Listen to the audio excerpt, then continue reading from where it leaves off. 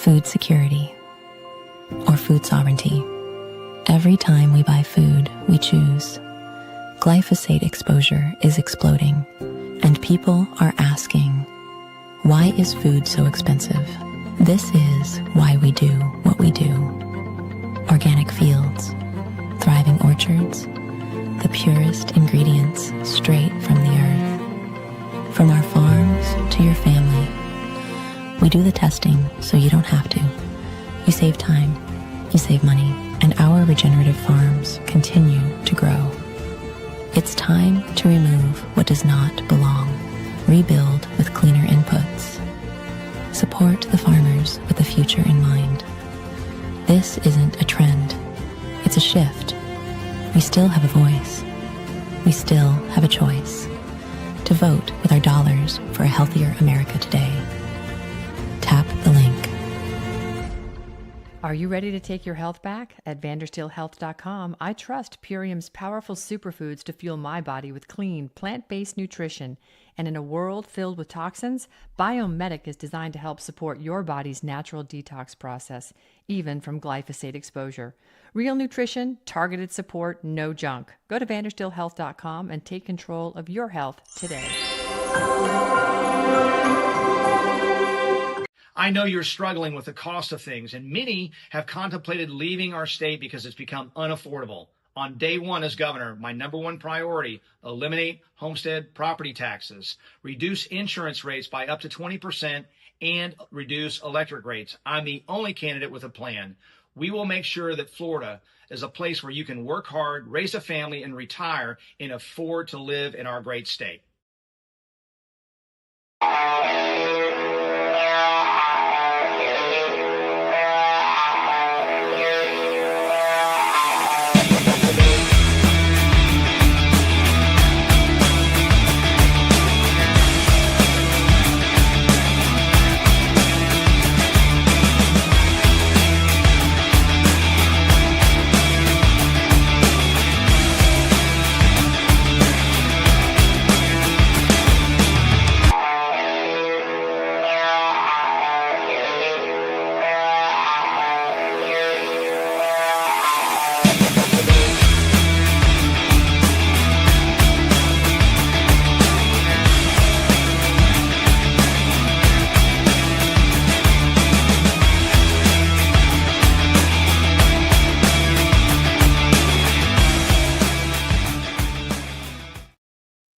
And good afternoon, everybody, and welcome. We have New Orleans in the house. Thanks, Rhonda, for being here. I'm Ann Vandersteel, and this is Steel News.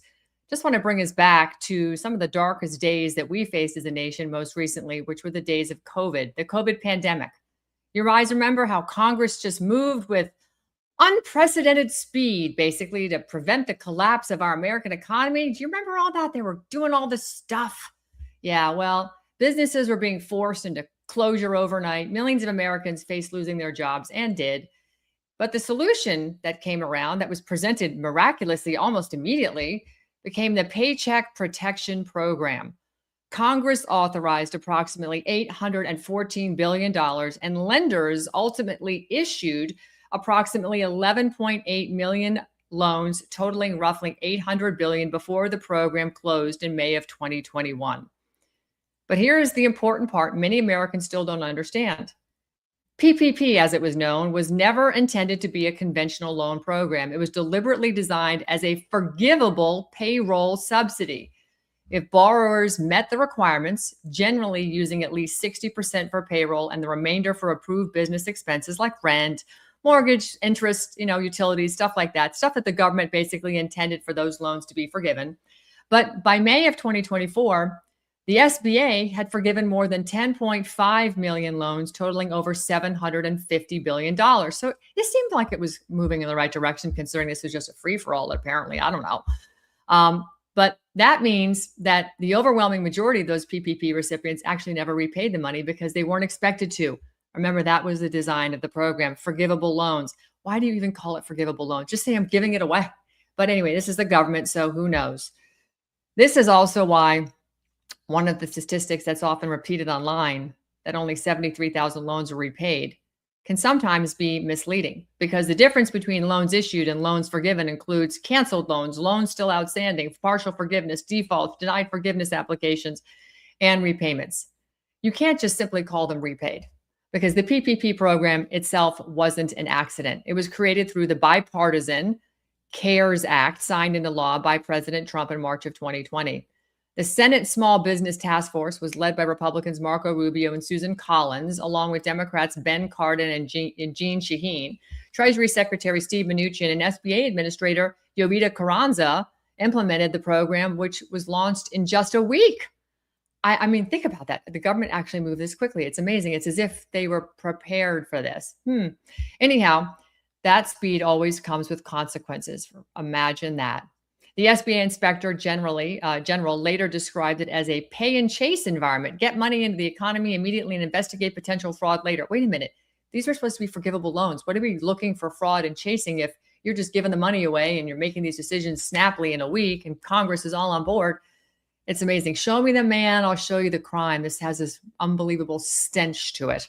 Anyway, government watchdogs have since identified millions of loans containing one or more fraud indicators, and the SBA has acknowledged billions of dollars in forgiven loans that were later flagged as potentially ineligible, which brings us to the question that deserves far more attention than it's received. If more than 10 million loans were forgiven, if government auditors identified millions of loans with fraud indicators, if billions of dollars remain under scrutiny, why were some borrowers criminally prosecuted while millions of other borrowers, including wealthy owners, profitable companies, and businesses backed by major investors, received full forgiveness or simply resolved questions through civil settlements? That's not a defense of fraud.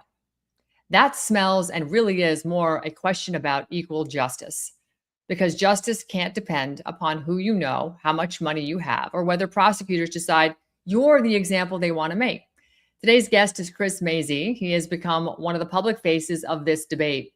Whether you agree with him or disagree with him, his case actually raises much larger questions about prosecutorial discretion, government accountability, and whether Americans are truly treated equally under the law. So let's begin here. Our introduction on Chris. Chris is a serial entrepreneur. He's a filmmaker, an author, husband, and father of 2 sons. And before becoming nationally known because of his federal prosecution, Chris spent decades building businesses in hospitality, catering, and media production. Following his conviction in a PPP-related case, Chris has become an outspoken advocate for prosecutorial accountability and criminal justice reform. His family launched PardonMazie.com, while they have been arguing that his prosecution, and his wife, by the way, who served time as well for the same sentence, reflects broader concerns about selective enforcement and prosecutorial misconduct. Chris is preparing for the next chapter of his legal journey, and he's joining us today to talk about the case, the PPP program, the pardon process, and what he believes needs to change in America's justice system.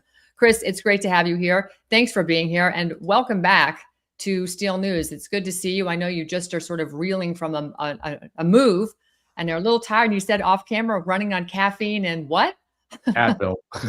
Bill, I'm so sorry. That's just a little awful. sore. Yeah, it's we've all been there. We've all been there. We'll leave it there. But yeah, well, you've been doing the circuit. I've seen your shows you've done with Roger and several other big name podcasters out there, keeping this story alive, which is what we need to do if we want to get the attention of anybody in the administration and the Justice Department to see the absurdity on its face with what I just rattled off in my opening remarks. It is justice, rules for thee and not for me sort of a thing, or just us justice and the hell with the rest of you. So how have you been holding up since we last spoke?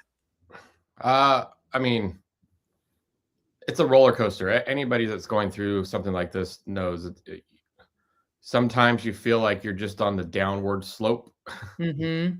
And then you might have a little bit of a up. And I mean, since we talked last, been back to DC again, and Erin actually was able to come with me that time because she had literally just gotten off of her home confinement date, and the judge actually approved it on an emergency motion to let her leave.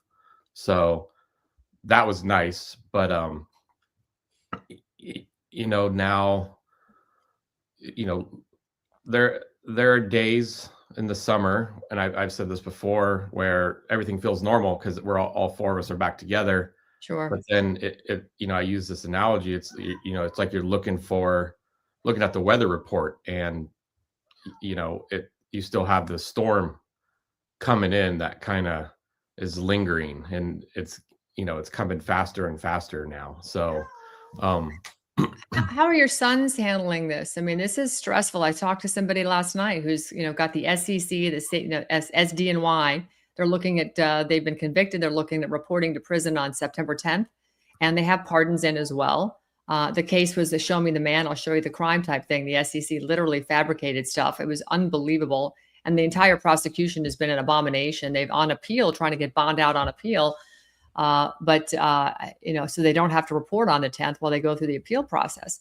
But they're pretty getting to the point of disillusion at this point, because we would have thought at this point, with everything happening, that where time is running out with this administration, and the absurdity of your case and theirs and many others I'm looking at is literally screaming headlines like, this is totally justice rules for thee and not for me, sort of a thing. And it seems like the DOJ is still hell-bent on getting notches on their bedpost.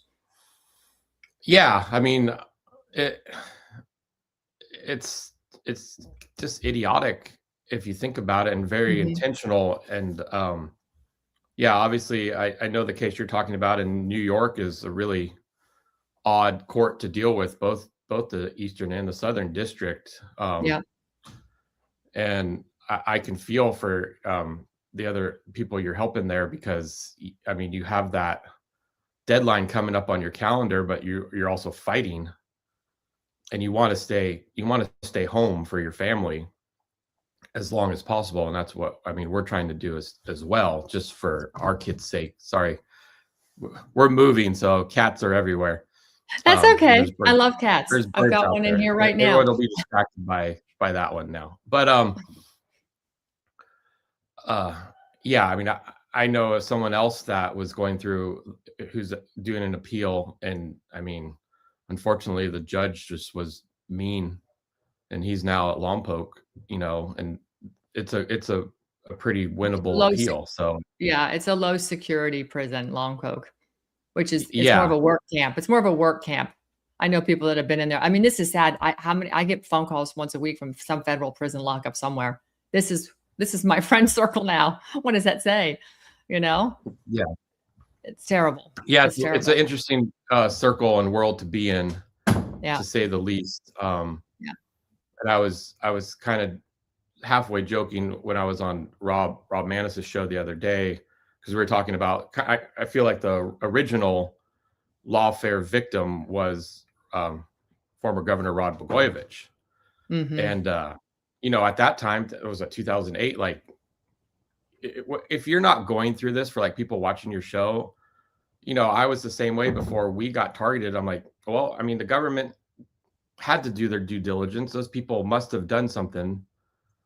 And I thought the same thing with Rod. And my wife went to Cal Poly here in San Luis Obispo, and their motto is learn by doing. And unfortunately, we're thrown into that world of the learn by doing. And I mean, you're obviously not going through something like this, but you're using your voice. So you're kind of learning by doing, by advocating. Well, and it's very admirable. Listen, I advocate for those that have been unjustly treated. I was thrown into the domestic terrorist, Quiet Skies program. I was the first person I was patient 0 after J6. So for 2 years I went through, and I was traveling 4 days a week, every week I was on a plane. So 4 to 6 flights a week, sometimes 8. And every single flight, didn't matter if it was changing airports or whatever, they had 10 to 12 TSA agents. I had, I failed bomb tests all the time because I, quote, failed them. I missed planes, was moved from planes. I was harassed. It was humiliating. I did that for 2 years. And I made some changes so that I could end that. But, they did that to me because they wanted me to experience something, but they also didn't want me to give up my platform, because at the end of the day, by putting these stories out, we have one aspect is we're trying to get the attention of the right people and hopefully motivate them to stand up. Because from where I'm sitting, and I'm going to speak plain, I'm speaking, these are my words, not yours, Chris. So I don't even expect you to comment on this. But, President Trump, told us he took the slings and arrows so we didn't have to. Well, we're still taking the slings and arrows. And when you decide to become a public servant and step into that arena, and your family is able to capitalize on that, and I'm not even going to speak to the billions of dollars that Trumps have made. That's fine. I know they lost money the first term. Don't care. But when you see that the same system that attacked your company, DJT, True Social, is attacking good people, and you understand the SEC is involved, you see the agencies involved, then you got to step in. And when, the PPP program was stood up and they were forgivable loans, and now all of a sudden they're deciding to prosecute certain people, and not others, and it's sort of a game of favorites. I'm sorry, that's when you have to draw the line and say, this is where the president, and he needs to, tell his DOJ, we need to cut the crap and we need to protect our people, because the government is attacking the people. And that's the whole point of the Constitution, is to protect you and me from an overarching tyrannical government that, makes rules up as they go, rules for thee and not for me. And so, I'm going to call President Trump out, because I think he should be standing up. I think he should be signing these pardons, and he shouldn't worry about what the downstream effect is. His job is to protect us and to follow the Constitution. And so that's where I am on that. But again, I don't want to put those words in your mouth. I just want him to, hear this, and hopefully it will resonate, because, we all stood with him when he was being attacked. And a lot of people went to jail when he was being attacked and the elections are being stolen. So I think it's a mutual, we got to take care of each other, because the government's out of control. So no, I get it. And I actually, one time when I was in DC, I was talking to Bill Marshall, the director of the BOP. I was at the Capitol for an event that I was invited to, and Todd Chrisley was there, and I had been talking to Todd before then, so he introduced me. And I mean, I had my two boys with me. This was before Aaron was out, and we had a pretty candid conversation to kind of have similarities to what you were just saying, just how the government, he's trying to fix stuff within the BOP, and I get it. Right. And I gave him the analogy, and he said he really liked it. But the BOP, like other, I feel, agencies, have not been, let's just say it's a machine, and it has not been lubricated in decades. And even worse, they've been using crazy glue instead of lubrication. And I know, I mean, just to add on top of bureaucracy, I know stuff takes a while. So Martha Burns told me, like, you have to prepare when you going in, like you're going to war. So it sucks to be having to go in, but think of it that way. You're going in for war, right? To fight this justice system that happened under the Otto Penn presidency. So I mean, yeah. I kind of take that. I also see the way you're talking and the way you feel about this stuff's not getting done. Yeah. And I'm trying to be in some kind of a middle road, even though, I would love to get a pardon on Thursday, but yeah. It's one of those things, like, now I'm just mentally preparing for that. And then when you get back to the PPP stuff, I mean, it was just kind of crazy. Like, you gave the statistical numbers, and a lot of those businesses, even in my industry for the entertainment world, but I mean, think of some of those other industries that just boomed during COVID, like the mortgage industry, the used car industry was huge. Most of those places did take loans, and then it was almost just like they did it by the book, with their payroll, but then they kind of violated the False Claims Act. Mm-hmm. So, and there was selective prosecution on those, and that's just a civil suit. Right. But still, there was selective prosecution, and all those companies that I had mentioned, like Barbara Streisand's company and Coppola's and Jim Henson's and some of those other ones. I don't ever remember seeing them getting a letter from the DOJ. Let's take a listen to what you said about Barbara Streisand, because I think this was pretty telling. Was dug up, and the problem. Whoops, hang on. One she gave me was Barwood Films, which was Barbara Streisand's production company, and the majority of that money went to pay her gardeners, her, house staff, maids. It didn't go at all to producing from what was dug up. And the problem is all these companies that got that, like you said earlier, is free money. for their payroll. Right. So they were all had huge profits during COVID because, you know, they didn't have to put out their, you know, top line money to pay for payroll. So they all took huge bonuses at the end of the year. And they all got forgiven because let's see the stat on the forgiven I guess there was around 11.5 million loans and only 73,000 were actually paid back. So to me, this is just yet, you know, another example of rules for thee and not for me. I mean, the Holly weirdos, for whatever reason, most of the time get a pass. You are part of the Hollywood crew. What do you think the difference is? Why did you get singled out? I mean, you could go down a couple different rabbit holes on this one. I mean, when I registered to vote, I've always been a Republican since I was 18. You know, I'm kind of cast into that world of conservative in Hollywood. So you got the Dean Cains, the old Todd Chrisley, but like you know, there's a handful, Kevin Sorbo, like those kind of guys that Hollywood tries to find a way to push you out. Or you could go down the other rabbit hole, which my father-in-law is the one that kind of put that bug in my head, is we were getting ready to do a project about organized crime and government corruption in Hawaii in the 1990s. Even though it was a fictional lead character, I don't know if I said this on your last episode I was on, but even though it was the lead character was fictional, we developed that story, and it was Aaron and I basically about everything around this fictional character was true events. And if you do a deep dive about Hawaii, I mean, going back all the way into the 40s and 50s, like, I mean, it was like Las Vegas in there. So our period piece took place in the 1990s. And you know, I've met Nick Shirley a couple times, and I'm like, hey, when you're done in California, you should take a flight over to Hawaii for a few months, because there's probably a lot of stuff you can uncover, but hopefully they don't come after you. Yeah, that's unfortunately the truth. So let me get an update. Where does your case stand today? Has the court established your surrender date, and what are you looking at between now and then? So yeah, since Erin was technically done with her sentence, you know, now she's on supervised release for the next 3 years, which is odd.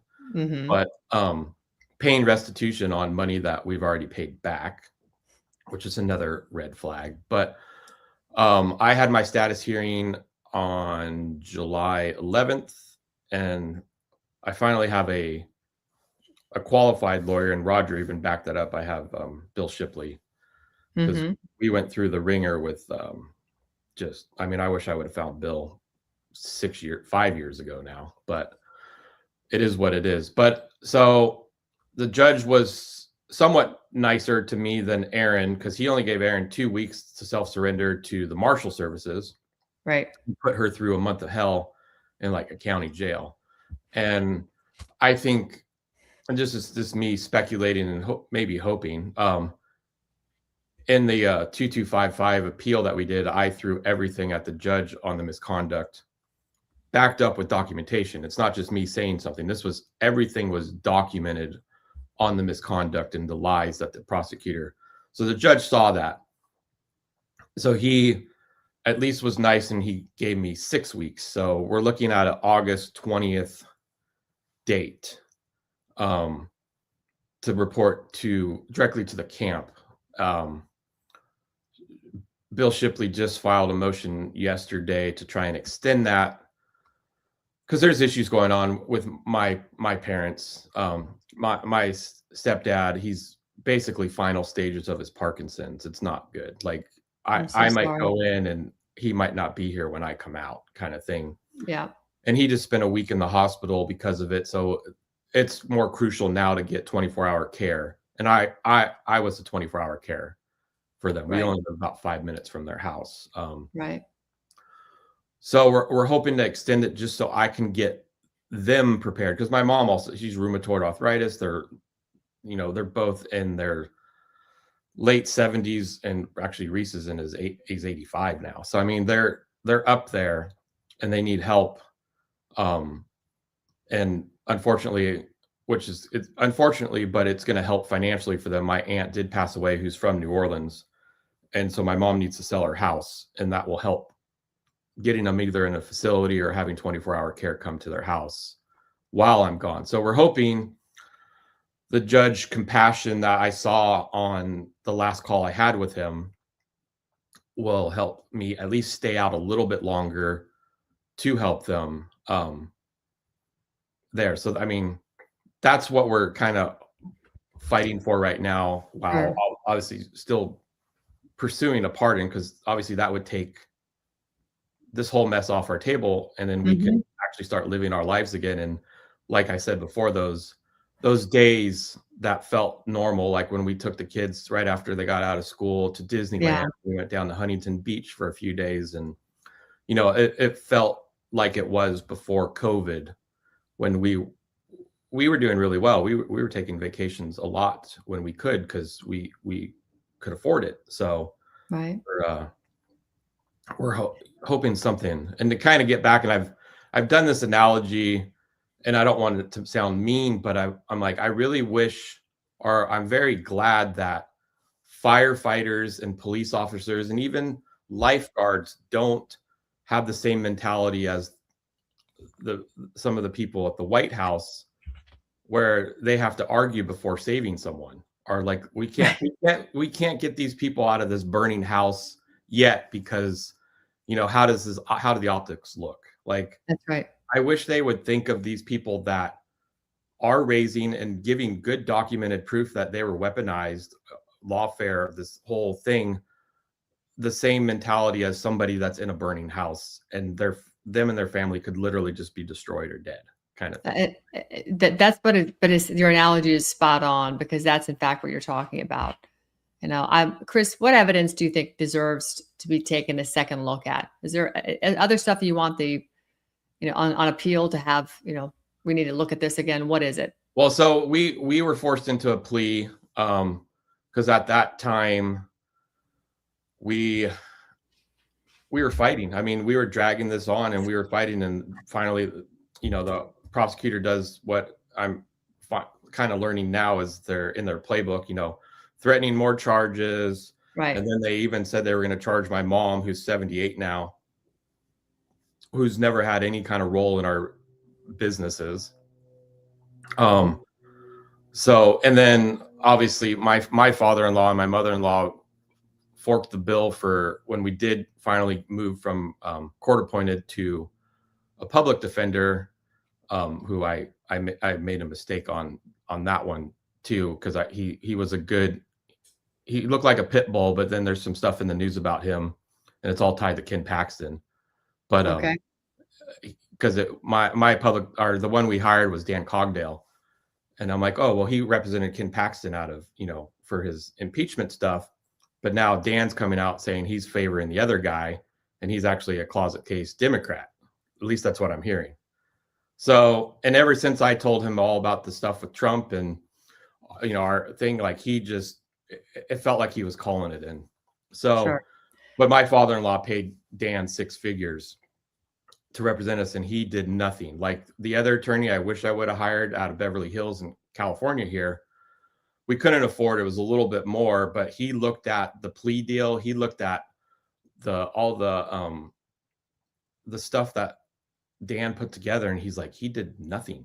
He literally did nothing for you guys. Yeah. Like, this is very shameful. So that's why I'm like, I really wish we would have found Bill Shipley back then. But so we were forced into a plea, and even Dan's like, well, we could take this to trial, but you're in California, you're from California. This is taking place in Hawaii. They're going to just say, make you guys look like horrible mainlanders trying to, steal their land, or, all sorts of things. And we didn't have any more money to fight. So we were backed into that corner. And at that time, Dan and my wife's attorney said, well, if you take the plea, we're going to argue we can't argue for a lesser sentence because you in the plea deal, the prosecutor put in there that we can't argue for a lesser sentence, Okay. which they had never seen before. Like, I think that's used for people that have been in and out of the system a dozen times, like for Sure. hard, violent stuff. So Roger Stone, he's been involved in a lot of pardons. He's been involved in a lot of cases where it's weaponization. The weaponization department is, from what I can see, fully dissolved. Ed Martin was over that and pardons, and now Ed is strictly pardons. Ed did some great work with January 6th. He's done some other incredible work. And I know he's, drafted pardons, but talk to me about Roger. How has Roger Stone publicly supported your case? And I'm just curious, how did that relationship begin? I never asked you that question. How did you guys come in contact? Yeah, I when I was on Roger's show a couple Sundays ago, I finally apologized to him on air on how because I've told this story a couple times. But so when Aaron went in, I got into research mode. Like, I was treating this as a new business, like a startup. Like, how do I get to this finish line of getting my info, our case in front of President Trump? So I started doing research, and I came across Roger, and then I saw that he was on the app Cameo app, which a lot of people are. And so I paid the $125 or $150, whatever his thing was at that time. And I didn't ask for a birthday. I didn't ask for an anniversary greeting or anything like that. I basically, and you only have 600 characters to write. So I wrote everything I could about what happened to Aaron and I. Almost a week went by, because I think they have a week to do it. And then I got a notification from Cameo saying Roger Stone has canceled your Cameo. But then, like, a couple minutes after that, they're like, you have a direct message from Roger Stone. So he direct messaged me, and he said, I want to know more about your case. I don't want your money. Here's my cell phone number. Let's talk. Wow. So that is patented Roger Stone. That's awesome. Yeah. And I mean, I don't know if the timing was just right, God intervention, like all that kind of stuff at that time happened with him. And so that led, and that was probably, I think, around February. So wait, well, why do you think your case resonated with him, Chris? Well, I mean, he got his teeth kicked in and dragged through the mud as well. Obviously, he didn't have to go into a facility, and he was very thankful for that, because I mean, what they were probably going to throw at him, he could have died in the facility. I don't think he would have made it out alive. I feel confident that they would have found a way to make sure he did not. Yeah, exactly. So I think, and then I was able to finally, Roger, he's you can talk to him on the phone here and there, but it's mostly through text. Yep. So, and then sometimes it's hit or miss. Like, last summer I would text him and not hear from him for 2 weeks, and then I'd have to follow up, and he's like, sorry, he uses the analogy. He's a man basically drinking out of a fire hydrant hose every day. Like, it's yes, he is. There hasn't been a trip to DC where I haven't run into Roger. He's up there all the time. Yeah. Doing what he does, advocating for a lot of people like yourself. That's part of what he does. Yeah. And he's a fighter, and he's a fighter. It's part of his Italian blood, I think, and that's what I got too. So that's why Erin volunteered to go in first, because she just knows that fight I have, and I got us to this point. So hopefully, when I do go in, she can continue it with the stuff that I've done. But yeah, I mean, with respect to Aaron going in first, as a husband, I mean, I don't know if that was coming down to me and my husband. I don't know that my husband would have let me go in first. I don't know what that conversation was like. I'm just curious, what was that conversation like? And if it's too personal, you don't have to share it, but that must have been difficult for you to let her go in first. I don't know. Yeah, I mean, she's strong, and she's very she's firstborn, so she's tough. She's tough, and I think she just wanted to get it over with. Yep, that sounds like something I would do. And it wasn't a long conversation. It was like, I think it was in the courtroom, and the judge basically, like, the attorneys are like, who wants to go in first? And like, Aaron's like, I'll go. Like, but I think she knew just the businesses I had started before her and I met, and then what we've done together, and just the way I think outside the box. I mean, there's stuff I did that I don't think I told you last time, but like buying the billboard by Alice Marie Johnson's house, buying the billboard by Mar-a-Lago, stuff like that, where I kind of went back to an analog, if you want to call it an ad campaign. But I think it's great. And then I know how to edit just from my history of going to American Film Institute. So editing little 30-second spots and running them in DC and in Florida by Mar-a-Lago. That stuff she probably wouldn't have even thought of or could have done, or seeing the price of that stuff to do. Like I'm like, okay, I need to save this amount to do this billboard, and then save this amount to do this, or oh, I might have to push off our rent payment a week to do this. She's more like, okay, we got to do, this is due. We can't spend it on this and that. So I think she knows that's just the way I think, because my goal is I don't mind pushing something off for the greater good of something else, because we'll still get there on both ends. So but yeah, it wasn't a bad conversation. And I mean, like I've said, she went through hell that first. It was a little over 3 weeks at the Fresno County jail. I mean, she was there with gang members' wives and violent crime. Like, she would just see people get beat up for no reason. The guards wouldn't do anything. So let's talk about the pardon process, because you have publicly advocated through clemency, through your website, pardonmazie.com. You've asked President Trump to review your case. Roger has publicly urged the president to consider clemency, and has used his media platform to advocate for you and your wife. Walk us through this right now.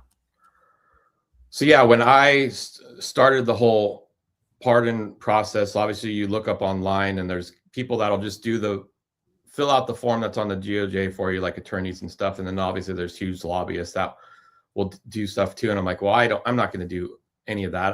I'm smart enough. I know how to do this stuff on my own. Mm-hmm. So I started building this pardon packet that ended up being about 140 pages long. Mm-hmm. And it has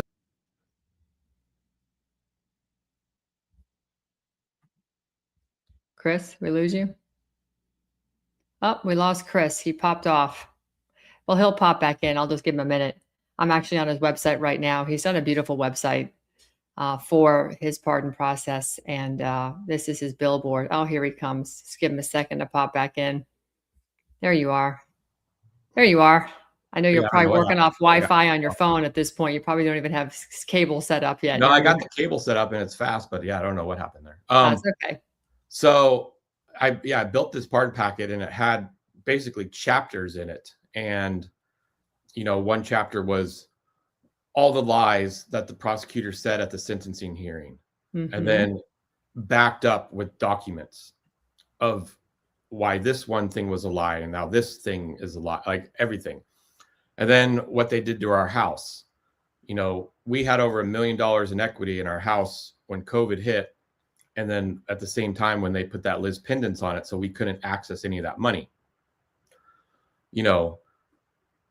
10 days after our sentencing, the prosecutor sent agents out to the foreclosure sale that my best friend was at, who was trying to buy the house back. Mm-hmm. And agents were there bidding on our property. Come on. We talked about that last time. And so there was a whole section with documented proof on that. There was a whole section on how the judge just said he was sentencing us for deterrence. We're not hardened criminals. We've already rehabilitated ourselves, in his sense, because through all this, we lost all our businesses and we started a new one. Yeah. And that new one's doing just as well, if not better than our business during COVID. Great. I'm thrilled to hear that. So, and it says, and I had to pay $1,100 for the court transcripts to do this. And I literally highlighted all for each of those sections, all the stuff to prove the lies of the prosecutor, to show what the judge said about the like he was basically sentencing us for deterrence. And one of my other really good friends who his uncle was pretty high up in military defense. I'll just leave it at that. But he's like, so he's deterring other people from applying for a loan program that doesn't exist anymore. Right. So yeah. And then obviously there was another section about the money, because the loan was for a little over 1.3 and 1.1 was paid back or had been seized in the beginning. And we had never applied for forgiveness. And this gets back to what the attorneys told us to take the plea, because they were going to argue actual loss over intended loss using the U.S. versus Banks. I think it was a second district. I forget which appeals district, because that would have changed the sentencing tremendously, where it could have lowered the points down to just given the judge the option for probation. Sure. So we're like, okay, well, that's why we also agreed to the plea. But then they never argued any of that. So, wow. Yeah. But in the court transcripts from even the sentencing hearing and the change of plea hearing, Aaron asked the judge a question about the funds, and he gave an example, because he gave an example of, say someone robs a bank and takes $10,000, but only $2,000 of that was spent. So there's $8,000 that would go towards the restitution, basically. Right. They did not do any of that. So we are still on the hook now for, I think it's 1.4 million, because that's ridiculous. They've added the fees on top of the original loan. See, this is the kind of stuff I hear over and over and over again. It doesn't matter the agency. It's the same criminal activity. They're doing it in child protective services. They're doing it in guardianship programs where they're declaring your elders incompetent and they're just looting their estate. You've got law enforcement seizing assets and then buying them like houses. And I'm going to call out a very famous sheriff here in Florida that everybody loves, Sheriff Grady Judd in Polk County. He owns about 10 houses, last time I checked, that are seizures, asset seizures from guardianship, where people were declared incompetent. And that's just one. You have judges that are doing it. They start LLCs. This is a full-scale looting of the American people. And they're lured in by money that they don't even have. They just create these decimal points and they have the Fed print it. And we, the taxpayers, pay for it. But it's like they're getting paid triple the amount. It's unbelievable what they're doing. And we are on a hamster wheel, busting our asses to keep our heads right here every single day, while inflation is out of control. Treasuries are being liquidated all over the globe, coming back home, flooding us with more dollars, which is going to we haven't even hit real inflation yet. This is unacceptable to me. And the fact that you and your wife have been tortured in this fashion is unbelievable. COVID was a manufactured scam. None of this stuff should have ever happened. You should never have had to take any PPP loans. Because I know how Hollywood is. Everybody was terrified and masked up. And I heard horror stories from people on sets. I mean, just unbelievable BS, frankly. And your family has been terrorized by this, along with millions of other families that went through the terror of COVID because they just didn't know, because they trusted the morons in the white suits and the stethoscopes. The whole thing is just disgusting to me. It just gets my blood boiling, because people know how much I hate agency government. It's a fraud. All of it's a fraud. This is fraud. You were defrauded by even dangling a loan in front of you to help you guys make ends meet. And you paid it back for the most part. And it was a forgivable loan. It was a forgivable loan. We followed the guidelines to use projections. I think that's the big issue, is when and that's also in the pardon packet, I showed there's an email from one of the loan originators saying, because I asked, before applying for anything, I'm like, hey, we don't have historical, but we have projections for this TV program. This TV program is not new. We've been working on it for over a year. We've poured thousands and thousands of Aaron and my own money into it. We had deals on the table with a production company called Buffalo 8 to fund it, and then it all just fell apart when COVID hit. So I said, we have projections, and they said, yes, you can use projections. And if anyone knows traditional SBA lending, projections is what they base their loans off, not just payroll projections, but they want to just know that this business is, the people that are trying to start this business have a viable plan in place. Sure. Of your projected rent, what you think your projected income will be, all that stuff for 24 months. So when Right. the loan originator said, hey, you can use projections on payroll, I'm like, well, okay, like no red flag. And we kept trying to bring this to the prosecutor, and he did not want to hear it. He did not want to try and go after a big fish because he had already caught his, got his scalp off of us and was just taking his win and moving on to the next victim. So, Yeah. and there's stuff in that pardon packet too about the prosecutor, another case in Hawaii, because this took place out of Hawaii, even though we live in California. Can I ask you what phase of this pardon process are you currently in, and have you had any communication with the Office of Pardon Attorney, Ed Martin specifically? Yeah, I've met with Ed and seen him a couple times when I've been out to DC, and Great man. obviously we don't know for sure who's on some kind of list. We've given them a lot of information, and we're hoping and praying. And, I feel like Ed is trying to get more people pardoned. Mm-hmm.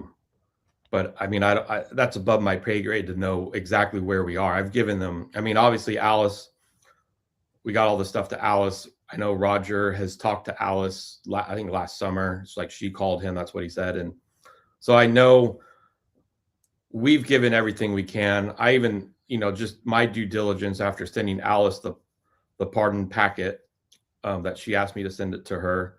I also sent a hard copy to the White House to David Warrington and said, this also went to Alice. So did the same thing to Ed Martin, so they could see everything in there. So, I think we've pushed as much as we can on that end. So now it's more just the advocating, being on shows like you, Roger. I'm going to be, Aaron and I are both going to be on Diamond Silk again. Good. And then love her.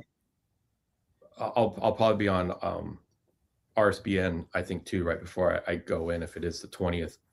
But I feel like if you want to take Alice Marie Johnson as a test case, right? She applied for a pardon 2 or 3 times during Obama era and was denied. But then on the one that worked, obviously President Trump was in office, so we had someone with some common sense. Right. But Kim Kardashian got a hold of her case. So you had that bigger star name. power. Yeah. And so that's why, I reached out to Dean Cain because we have a mutual friend, and he's been posting a couple things here and there and did a couple videos for me and stuff like that. So I feel like in our process, that's, just taking Alice's case as an example. That's the next step, is just to try and show. And I sent everything to Dean. I emailed everything to him, our pardon packet as well. So I want people to see it. I don't want them just to be like, hey, can you tell, advocate for us, but I'm not going to tell you anything about our case. Right. Of course. No, you're giving them everything they need because people will have questions. And frankly, you want them to feel confident when they're speaking on your behalf. Exactly. I want them to see the documented proof about it, so they feel comfortable. I want to drill on the documented proof aspect of it because, going back to the PPP loan, did you believe that when you were applying for the Paycheck Protection loan, right, the Paycheck Protection Program, PPP, a forgivable loan, did you actually believe you were participating in a government program that was designed to save jobs? And if you look back now, did you think the PPP was actually a good idea? At that time, it did feel rushed, and obviously the guidelines were changing every second as well. Were you being updated by push notifications, or how were no, you? But just the stuff that the guidelines were changing all the time. You would just see it on the news. I think the forgiveness amount changed from this dollar amount to this dollar amount, and then the time to pay it back changed from this, and the amount you could use on just payroll changed from this. It obviously felt rushed. Right. And I think that's why a lot of the even the local banks here, when I first reached out to them, they're like, we're not even doing, because they're small community banks, like, we're not even doing it right Yeah, now. they We don't didn't even, have the bandwidth, I'm sure. well, and they're like, we don't even, like, we don't have clear guidance on it. Yeah. So, yeah, I mean, at that time, it did feel like it was a savior. I mean, but at that time before, if I would have never heard about the PPP loan, I was just going to pull some cash out of our house because we had equity and just use that to survive at the time. So this was no intent to defraud, like some of those stories that you would hear on the news, like the guys that were working in fast food restaurants and then bought Lambos. Like, Right. like If you could redesign that program, what would you change? Oh God, I don't even know. I mean, obviously they need to have people that were working at the banks or these loan originators. They needed to have them have better information, because at the end of the day, what the loan originator told us about being able to use projections was incorrect, because it wasn't in those guidelines at the time. So do you think that Congress underestimated how difficult it would be to administrate this program fairly? I think they did that. And then obviously with anything in the world, there's going to be scammers. Sure. I mean, Unfortunately. we deal with that in our business day in and day out. Like, so, I mean, Aaron and I have always been on the other side. I mean, we had an employee a long time ago working for us that was stealing, and we went to the DA, and that kid went to prison for, I think, a couple weeks and had to pay restitution to us. So to be on this other side, it's like, wait, what's happening? Like, we've always been on the side of standing up for what's right. And then to be on this side it felt like we were in some bizarro world. So in my open, I had said the SBA Inspector General later referenced the PPP, a pay and chase system. Do you think that that description is accurate?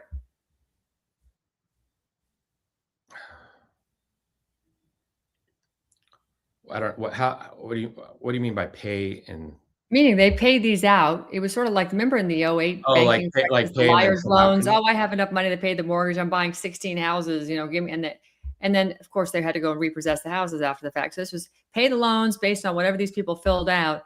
And then if they were fraud or whatever, we'll chase the money later. Yeah. Cause I mean, I don't remember anything when they were introducing the loan and stuff like that saying, I mean, I'm sure there was something in the small print, but even when you go get a car loan, it says like, is everything you've written truthful?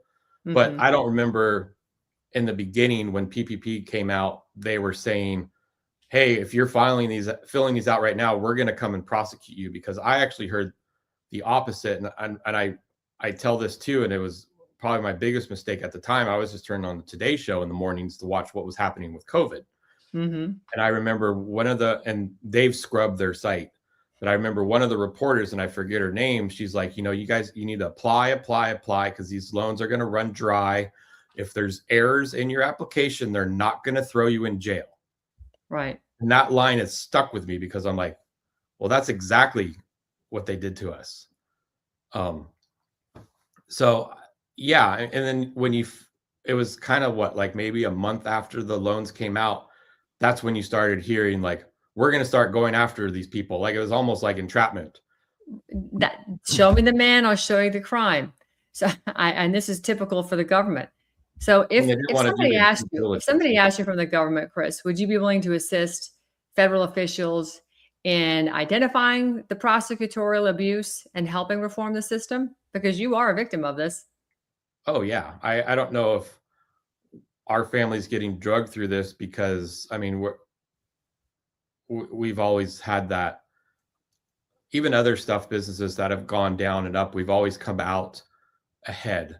And I don't know if that's God's plan for us. Like, I forget that my wife knows Bible verses. It doesn't kill you, makes you stronger. And stuff like that. So I don't know if we're getting dragged through that. And then just the work that I've done and the people I've met in DC, if that's going to lead to something down the road where I can help. I mean, I would love to help I would love to get through this with us and then start helping other people, because I'm sure you've heard some of these other stories, like the well, obviously we know Dr. Ron's story, but like even there's a grandma who's raising 5 grandkids and her daughter's in prison for 20 years for a healthcare fraud thing. I mean, I don't know the details about that case, but just from what I read, that's an obscene It's an obscene. sentence to begin with. Yeah, it is. I And then agree. we don't know what lawfare. I mean, and there are dozens and dozens of cases like that. Chris, if you could speak directly to President Trump, what would you want to say?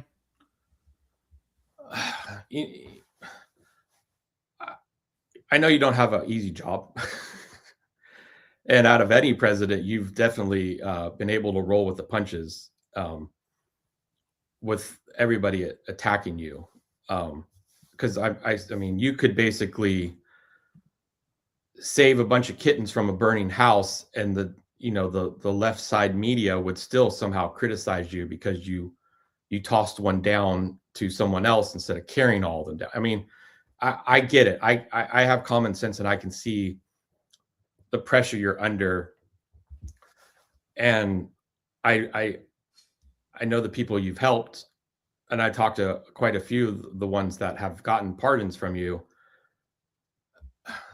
You know, there's a lot more people out there. I hate that you have to, you're a businessman, you just like me. So I don't know if dealing with politics and then what you were raised in being a businessman obviously is a push and shove. And I don't know what conversations go on behind closed doors.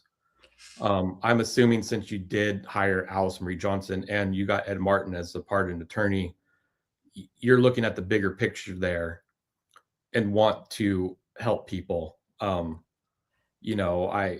There's rumors going around. I mean, there was rumors before about the $250 for 4th of July, things like that. And now rumors like, we just need to get through midterms. And if that's the case, and I know what happened in your first term. Like, I mean, Trump, they lost midterms halfway through, and then it was just impeach against him. So I get the bigger picture. Yeah. And I know you like to argue against that because obviously you're an advocate and you're very vocal and in a good way. So I get the big picture, I do, but sometimes, when you get briefed by people like Roger on certain things, and I just think that it's sort of a no-brainer. I know it was easy to, not easy. There was a lot of work that went behind the J6 pardons. I was involved in a lot of them, getting information to the pardon attorney and working with other people to make sure the facts were accurate. But I just think he knows better than anybody the weaponization of government. And I think we need to stand on that example and just smash it down. It down. Look, they took his $1.5 billion he wanted to give to the J6ers or anybody that's been weaponized, had the government weaponized against him, to have him do a class action and get a piece of it. He was donating that away. No, and, they stopped that. I mean, this is insane. I think President Trump is trying. I think there's obviously people trying to push him to just delay things. And I can see it both ways, even though I mean, I don't want to go in. I would love to, like I said, have a pardon on Thursday or Friday of this week. Not just for me, but I mean, for your family, my family, especially my boys. I mean, our oldest had to go into therapy when Aaron left, and he was the happiest go lucky kid ever. And then was starting to have panic attacks. I have to pick him up from school, things like that. I don't want them to have to go through another round of this because that collateral damage is double when you have a staggered sentence. So yeah, I would love to have a pardon sooner than later, but for President Trump, I'm willing to go to war, like Martha Burns said, and go in and hope that something happens towards the end of the year. So you just got your designation paperwork yesterday to a Bureau of Prison camp in Sheridan, Oregon, almost 900 miles from where you live. And you said, I'm reading right out of your email, adding more insult to injury where they are to keep you, because they're supposed to keep you 500 miles from your house within that radius. So, and there's a Bureau of Prisons camp. You said 56 miles from where you live, yet they're sending you 900 miles away, which means your family can't come to visit you easily, if at all. Well, yeah, logistically, it just seems idiotic. But then Everything they do also is. the day I'm supposed to report, I think it's a day or two before is when our kids start school. Yeah, it's insane. So we're still thinking on logistics on how I'm going to get up there, because normally, like I drove Erin. If I was going to Lompoc, which is the 56 miles away, Yeah. I would be able to take the kids to school and then she'd drop me off there. But Right. now this is turning into a 2-day trip where if Erin has to take me up there, we're going to have to drive. And then our oldest is starting high school. He's already nervous. He's the one Yeah. that has the panic issues. And obviously my parents can't take me because they can't even drive anymore. So, I mean, logistically, it's beyond cruel. So this is a tough question to answer on the heels of what you just said. What gives you hope today? And some days I have no hope as of anybody. Mm-hmm. And then I kind of have to mentally regroup and just keep fighting. I mean, Ed Martin made a comment about the J6ers. Some days you're moving an inch. It's just an inch. And then some days it's an inch backwards. And it's just, you kind of keep moving an inch. There's not just one big spectacular thing that happens until you get to that finish line. So my hope is through some of the contacts for a worst case scenario, the contacts that we do have now at the BOP that are higher up. I mean, even Bill Marshall and Rick Stover, and I've emailed with Josh Smith as well, because I met him at the Capitol. And then some of these other advocator guys that deal with the BOP all the time, trying to just get, if a pardon doesn't come through, obviously before I have to leave, or even at the end of the year, and somehow it hopefully comes someday, but even if it's not till the end of Trump's term, we're now trying to mitigate how long I'm gone to make sure some of these facilities are doing their job correctly. Because the First Steps Act, what Trump introduced it in 2018, is kind of law. So that's easy to fix, and the case managers at these facilities have to follow that. The issue that a lot of people are having, and this, Erin spent 14 months away. She should have only been at that camp for maybe 6, because they did not, the Second Chance Act is the one that they give you time credits to go out of the camp onto home confinement or in the halfway house. And normally some of these places, like just use Martha Burns' husband as an example, he got an 18-month sentence. He was in a facility for 3, but then he actually got 6 months of halfway house. Erin got 1 month of halfway house. So, and it's some of these case managers, even if it comes directly from Bill Marshall saying, relook at the Second Chance Act to give, because they can give up to a year for halfway house. Yeah. So some of these case managers aren't following the stuff for the Second Chance Act out of spite. Sure. So people are staying longer. Like I know a guy that's in Lompoc right now. He should be going to a halfway house yesterday, and his halfway house date is next April. Oh my God. That's also kind of what scares me about going to Lompoc, is because I might be there longer, where I got to find out more info from my contacts on how the case manager is in Sheridan. And if they're moving people along, I might have to just take the bullet and go up there. And hopefully, if everything were to go how it should, it would be 8 or 9 months in there, and then another 8 or 9 months at a halfway house, where that sounds miserable, but at least in a halfway house, I can go take a couple classes at a college or a JC to get out. You have your cell phone back. Yeah. I mean, Erin, when she was at the halfway house in Riverside, we actually were allowed to take her to Disneyland one weekend because it was close. So, I mean, and then if your halfway house is close enough, you can go home on the weekends. So it's still not ideal, but it's obviously better than being in a camp. So that's what we're trying to focus on, is still pushing this. That's why I'm doing interviews like this, for the bigger picture that would just resolve this whole mess. So in wrapping this up, and believe me, as I said to my friends last night, they become friends, because it's just unbelievable how good these people are, and to be framed the way they are, it's disgusting. And in your situation, it's the same thing for you and your wife. You know, you were the people that the system decided to target because they wanted some scalps. I call them scalp hunters.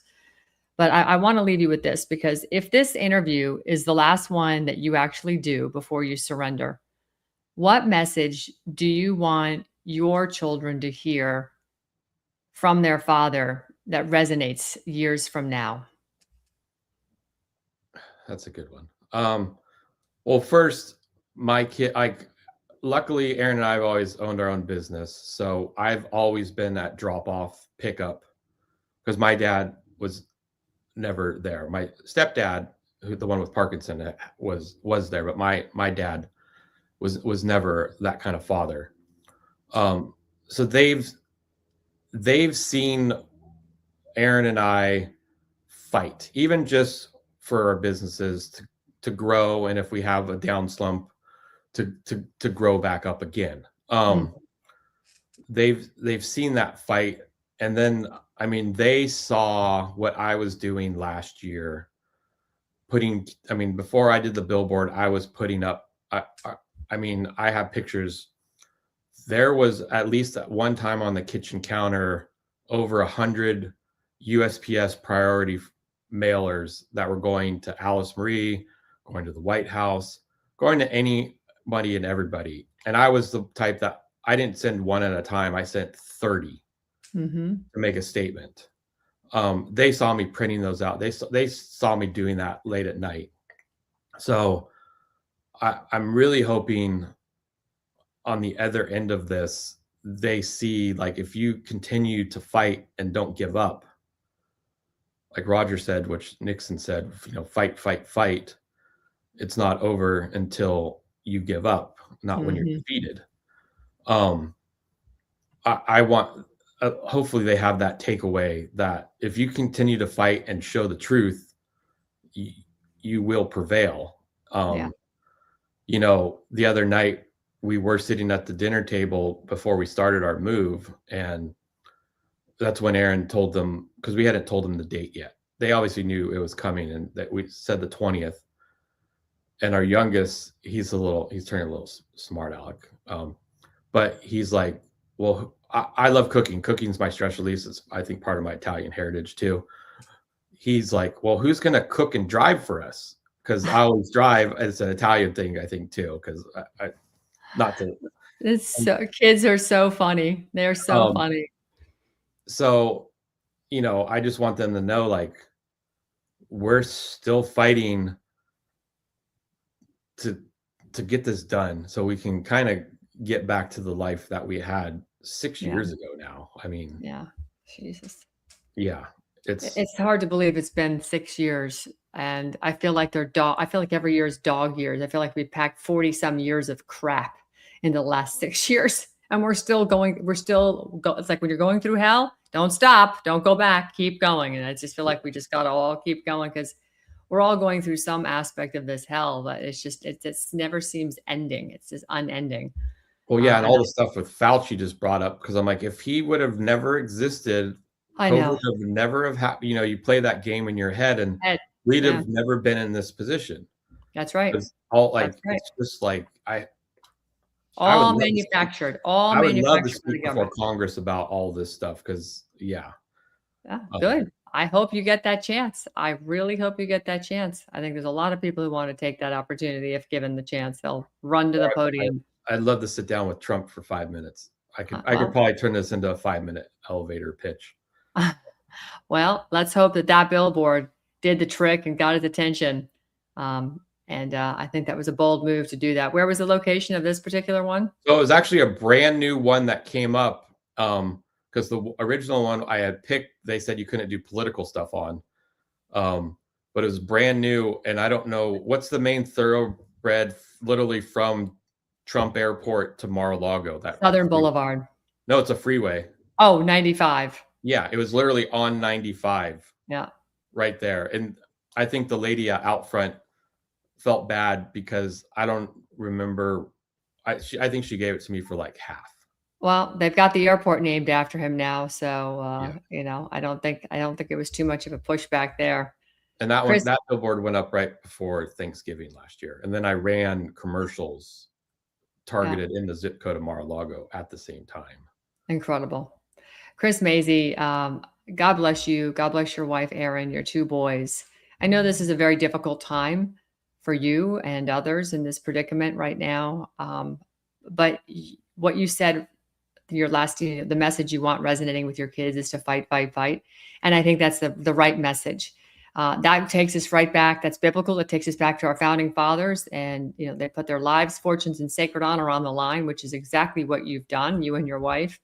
And you're not backing down. You're standing up for what is right, and the injustice in the typical government bureaucracy of they basically honey trap and lure and show me the man, we'll find the crime. And that's what I see happening here. And I see happening all too often across, you know, when there's no victim here. It's hard for the government to claim they're a victim. That's the stupid part. Well, yeah, I just kind of, I knew this a while back ago. So our family lineage dates back pretty good. And there's it's Philip Mazzei, or Filippo Mazzei was one of Thomas Jefferson's best friends. And there's a couple books about him. And he behind the scenes helped Jefferson write the Declaration of Independence, and the line about all men created equal came from an article that Philip Mazzei wrote. Perfect. Back then. So the fight has been in our name for quite a while. That's amazing. I'm the great granddaughter of Sam Ollis, who fought in the Revolutionary War. He was from Western North Carolina. So it's in my blood. My parents were the same. Whatever. I come by it honestly, and you either do or you don't. I don't judge people who don't. It's their choice. But we have a beautiful country that we're watching get destroyed right before our eyes. And they're doing it by destroying families. This is why my fight for CPS, to reform Child Protective Services is so incredibly, I'm not giving up on that. I've got another call here in a little bit with my team on it, because you can't make America great if you're destroying families. Families have to be strong, and they have to be able to stand on their own, and they shouldn't be under assault every time you turn around. And that's what I see happening in this country. The families are under assault. Chris Mazie, thank you so much for stopping by. Give my best to your wife, Erin. God bless you. And make sure you put a forwarding address. If in fact this doesn't come through and you have to report, let us know how we can reach you. And I'm sure we can keep you busy reading a lot of mail and having to respond to a lot of people. Yeah. And Erin will be controlling myself. I've told like Roger and Caputo and people like that, like she'll have my phone. So she'll hopefully still be kind of checking in and reaching out, and anything she can do too. Well, absolutely. Put me on speed dial. Thank you. Thank you, Chris. God bless you. Bye. I mean, these stories, it's just awful. This is ridiculous. And whether you believe Chris Mazie should have been prosecuted, that's not the question that you should be asking. That's not the bigger question. The bigger question is whether justice in America is even applied consistently, because I don't see it happening at all. This PPP program, it distributed about $800 billion in emergency relief. Congress intended most of that money to be forgiven if businesses met the statutory requirements. And these government watchdogs, they've acknowledged that millions of loans contain fraud indicators, that the billions of dollars in forgiven loans were later flagged as potentially ineligible. Yet only a tiny fraction of the borrowers ever actually face criminal prosecution. That doesn't mean fraud should go unpunished. It means Americans deserve to understand how those decisions were made. Who's investigated? Who gets prosecuted? Who quietly pays civil settlements? Who receives forgiveness without scrutiny? This is the kind of stuff that, we should be asking. And were there even similarly situated borrowers treated differently? I would say yes. These questions are larger than any one case. And sadly, our government is larger than any of us at this point. But we, the people, are the government. And we have to start acting like that, because whether Chris Mazie ultimately prevails in his, pardon process, his story forces us basically to take a really hard look at how these emergency powers were exercised, how prosecutorial discretion is applied, and whether equal justice under the law remains more than ideal. I'm going to continue to follow this case, and others like it. You've heard me report on them. I'm going to do a video today for the SEC folks because I've gotten some new information, and I think we need to get it out there, and I hope you'll help share it. It'll only be about a minute and a half, but it's going to be powerful to have all the receipts in there like I do, because we have to follow cases like this, because transparency and accountability should never end when, people like Chris Mazie go off to prison and all of a sudden they're not in the headlines anymore. That's just not how we have to roll. We have to stick together. I'm Ann Vanderstiel. I thank you so much for joining me today. This has been Steel News. And again, we'll see you next time. God bless you. God bless your families. And God bless America.